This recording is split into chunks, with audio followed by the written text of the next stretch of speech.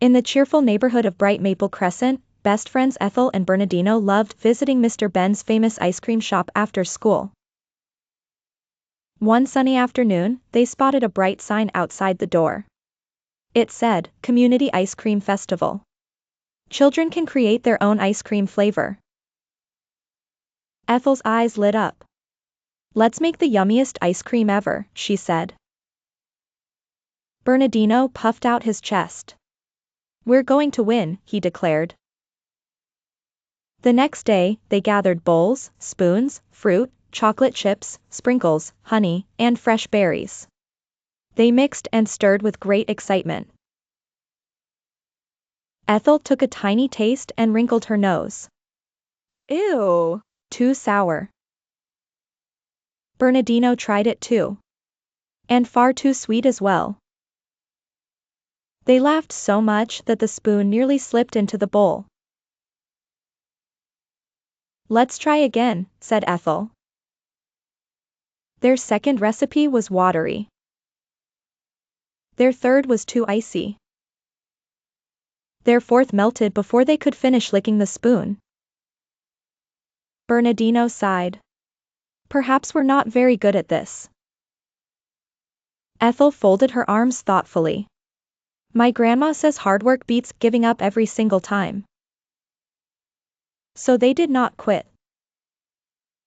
Instead, they borrowed recipe books from the library, asked Mr. Ben for clever tips, measured everything properly, and wrote down what worked and what did not. Each afternoon after school, they practiced a little more.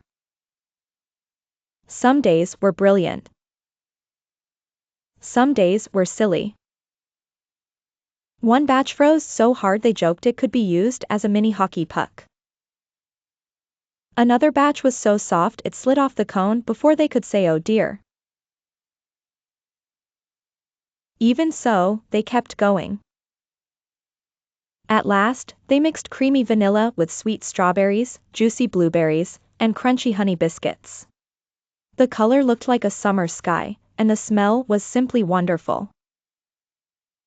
Mr. Ben tasted it first. "Delicious," he said with a smile. Soon the whole shop was cheering. The day of the Community Ice Cream Festival arrived at last. Children proudly showed their colorful creations, and the air was full of giggles and the sound of happy spoons. When Ethel and Bernardino stepped forward, the judges tasted their special flavor. One judge closed her eyes and smiled. "This is lovely," she said. Another nodded. "But what we like most is how carefully you worked and how kindly you helped each other." Then the friends were given the Hard Work Hero ribbon. On the walk home, Bernardino grinned. "I thought winning meant getting everything right on the first try." Ethel laughed. "And now I know success comes from practicing, learning, and never giving up." Please like, share, and subscribe to my channel. Bye!